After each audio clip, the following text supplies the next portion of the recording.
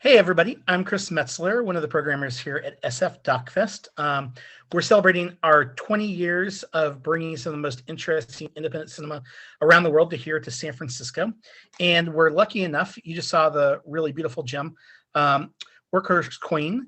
And we are lucky enough to have not only the filmmaker, Angela Washko, here, but in bright glory, Miss Kasha Davis. Welcome, guys. Thanks for having us. Yes.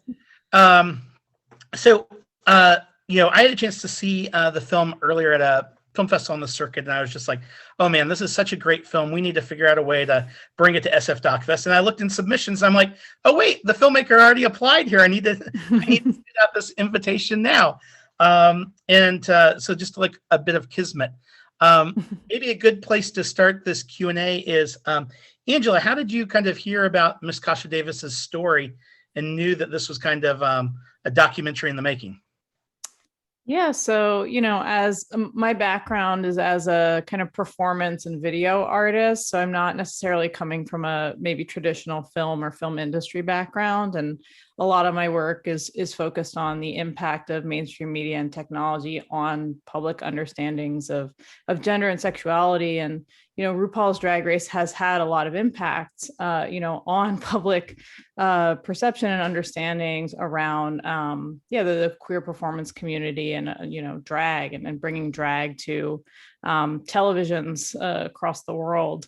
So, I, of course, watch all of Drag Race every season. And, Mrs. Kasha Davis was someone who across all of the seasons of the show really, really stood out to me. I was very drawn to this specific persona that Mrs. Kasha Davis had. She's a Mrs. It's not Miss Kasha Davis. It's not Kasha. It's Mrs. Kasha Davis. And, no one else on the show certainly has had that sort of title.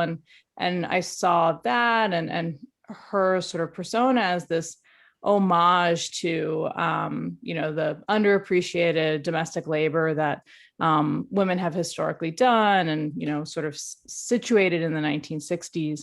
So I got excited about how specific the sort of references that Mrs. Kasha Davis had, seemed to manifest on the show, even though, the specificity of where those references were coming from weren't necessarily aired on TV. So yeah, I started after several very difficult projects about toxic misogyny in video games and the pickup artist community and kind of really very difficult projects. I decided I really wanted to make my next project be about a community and a figure that I was really enthusiastic about and thought was doing really important work, and started to realize that Mrs. Kasha Davis was committed to this children's show that she had been working on and wanted to kind of become this queer role model that she never had growing up. So yeah, as I started digging more and more into the impact of the work that Mrs. Kasha Davis was doing in the Rochester community and started seeing how unique the Rochester drag community was, I felt like there was, a lot more there and I really wanted to spend time there and spend time with her. So. Well, nice. So thank you for making a documentary obviously requires quite a bit of time and commitment. And Ms. Kasha Davis, when Angela approached you, being in a documentary and kind of pulling back the curtain and kind of sharing your life as you do is a little different than being on TV. So was there any kind of tentativeness that you had, or did you just kind of jump on into the project just kind of in full glory in the sense of, liking what Angela was wanting to accomplish? Well, I have to say, when I received the email from Angela, I was immediately, my instinct is yes, right? And then she sealed the deal when we met together for lunch and she brought cupcakes. It was around my birthday. And I was like, well, how do I say no? I'm a you know, and the wonderful description that she just, you know, so eloquently said about why she chose just flatters me and makes me feel so grateful to be a part of this project and how lucky I am. And so I think that I learned so much more than I would have expected in the process of making the film and in the process of spending time and building a relationship with Angela. You know, as we grow older and I have a performance career, I think I know what people want. And I didn't necessarily at first. I thought at first, Kasha Davis, you know, and the more I got to spend time with Angela, she taught me that it was about what's really happening with Ed, what's really happening with Stephen, and you know, more of the questions of why, and that there's enough video and performance out there of me sort of on. Let's be honest. And I'll tell you that in the process of auditioning for season 7 of RuPaul's Drag Race, each year I realized that it was very difficult, and it's exactly what they want, to just be yourself. But we all know that in the world, however you identify, that sometimes being yourself is really one of the toughest things to do.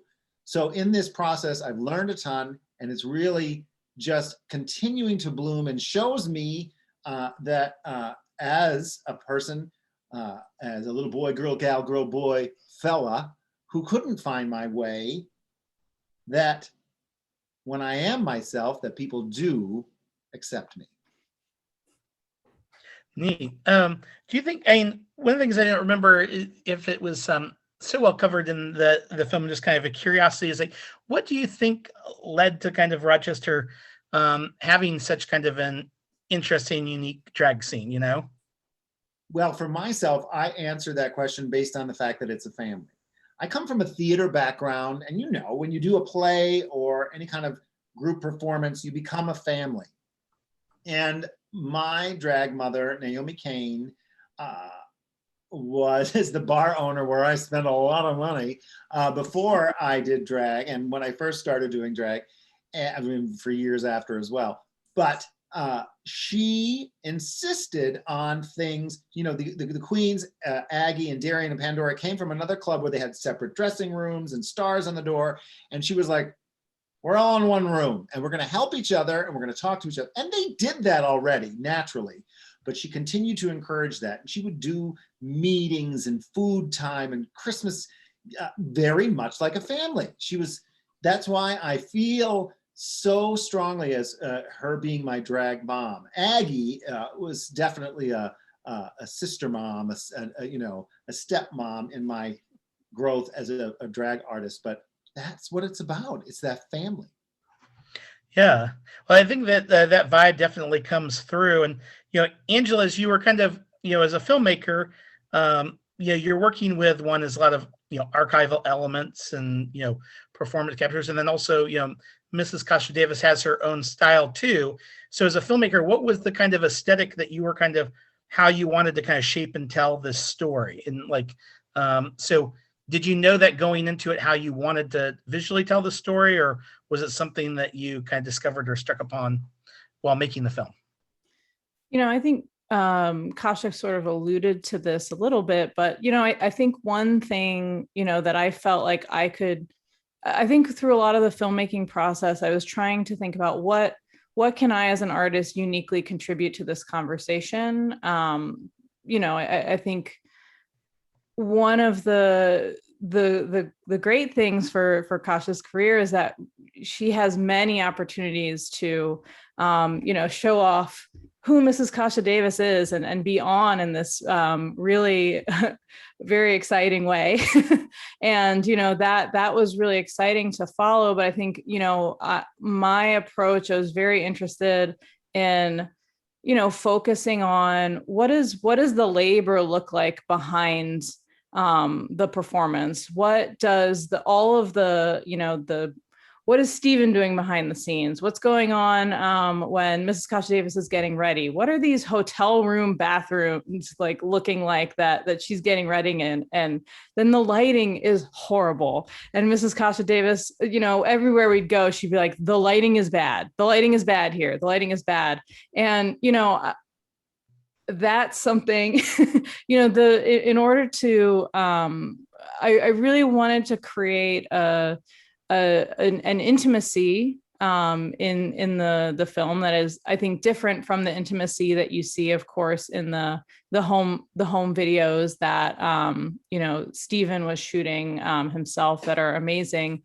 But the intimacy of really going into a space, and even if it's gritty and you know, even at times uncomfortable and frustrating to be in, like really situating the viewer in the feel of that environment.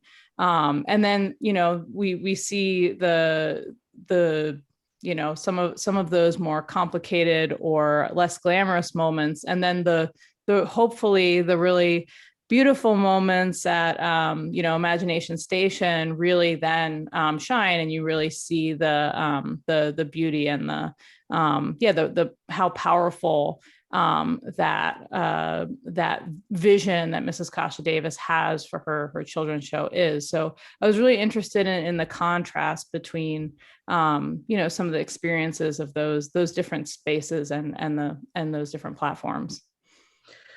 You know, I think all of us, you know, we kind of lived through this last year and a half of the pandemic, and you know, so much of, you know, obviously getting a film out there in the world is live audiences. Thankfully, we've been able to do this virtually. For drag, how have you kind of adapted your show and persona to these times during the pandemic, and how do you think that might affect your kind of outreach going forward as we kind of return to more normal times?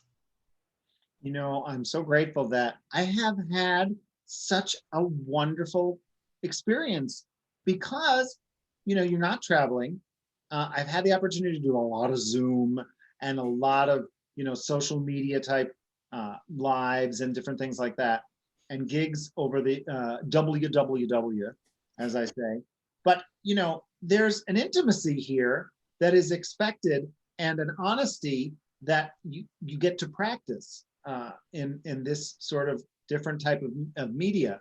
And everybody's heard of it, but Cameo messages, I specifically priced myself, the lowest I could figure is $2, and after they take their cut, I don't even know, I think I make $15.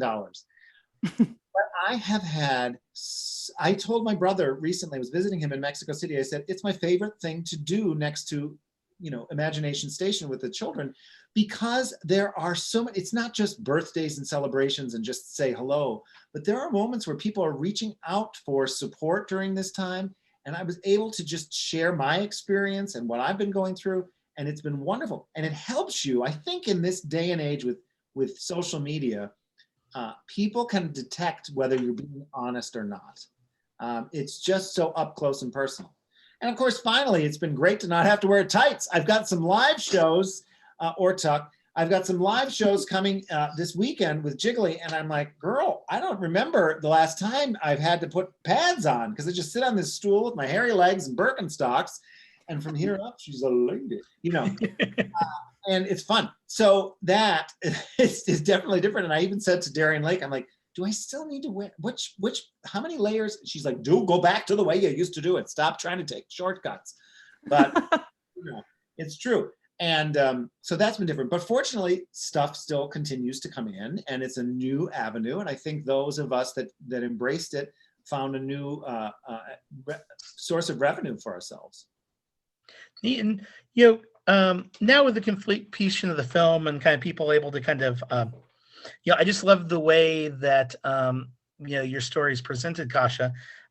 What, like, when people leave the theater or leave behind their laptop, what's something that each of you would like people just kind of to think about? Not of like, oh, there's this takeaway message, but, you know, after going on this cinematic journey with you, like, you know, what would you hope people to kind of feel and kind of maybe give us some extra thought about? I get, for me, you know, I think, I have so many answers to that. You know, one of the big things for me is that, you know, there's so much there's so much more going on behind each of these performers that ends up on a show like RuPaul's Drag Race. And RuPaul's Drag Race never aired Ed's coming out story, coming out later in life, his relationship with his husband, the work that he is interested in doing in his community, and also the work that Mrs. Kasha Davis does, with kids. And, it's just hard for a reality TV show in that format to really tell those stories, but also that, Mrs. Kasha Davis is a part of a larger community that is really special, and that, this TV show has had sometimes a divisive impact on that community, sometimes an impact that raises amazing people up. But that, if you love what you're seeing, and that show has reached you, even though you may not have ever been drawn to drag, I would really, suggest investing in your local queer performance communities, and, appreciate the many performers who, maybe should be on that platform, maybe you won't ever be on that platform, or maybe reject or aren't interested in it. So yeah, I think, and the other thing that I would really hope that people sort of see is that even though Mrs. Kasha Davis and Aggie Doon and all the rest of the Rochester community, they never say, this is political, what we're doing is political, we're being subversive, they're not doing that. But I truly feel like the work that they've done to bring drag into these contexts where, in the suburbs of Rochester, they may be encountering people who maybe previously were homophobic or scared of drag, and their approach really brings people in, and really is, I think, important work to be doing, especially in, the politically divisive times that we're in. So, I think the efforts that they're doing to bring drag to the banquet halls and the library and the Jewish Community Center, and that take drag out of the nightclub context, which is also certainly valid in its own right. But yeah, that for me, there's something important and political happening that maybe queens who are based in New York and LA don't have to do. But is really, I think, important work. So Well, first and foremost, can you tell this one's the smart educator? Professor. Well, and for myself, the two things that I would say, one, first and foremost, is family, whether it's your given, your chosen, or your community, and to do for them. And then I would say the second would be to never give up on your dreams. And to know that if you love something, that it's your calling, it's your destiny to do that, however way works best within your life. It may not be your full-time decision. It might be a part-time decision. It might be just that you go to witness some sort of art or other desire that you have in your life. And that if you do what you love, that means you're loving yourself. And if you love yourself, everything's possible.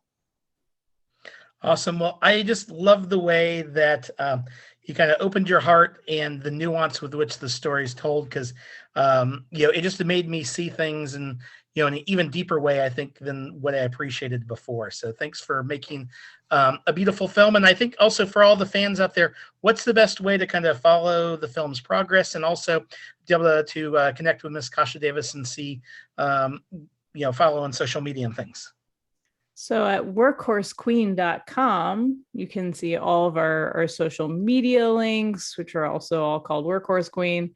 And we have a schedule of upcoming festivals that we update regularly. And there will also be eventually announcements about streaming and broadcast opportunities eventually. But yeah, for now, we're still on the film festival circuit, so you can stay updated in those places.